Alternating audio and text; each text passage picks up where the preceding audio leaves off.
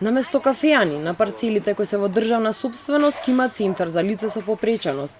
Тројно повеќе зеленило од згради и паркинзи е предвидено со деталниот урбанистички план за населбата Пролет во општина Центар.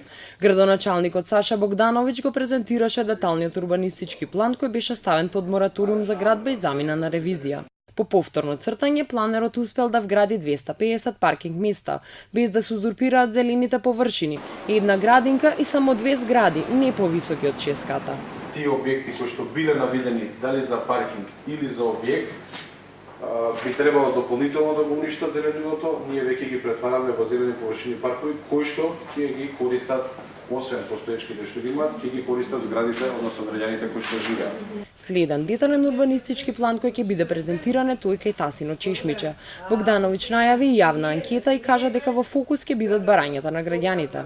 Наспроти напорите на општина Центар да се слушнат сите засегнати страни, градоначалниците на Кисела вода и аеродром остануваат на своето.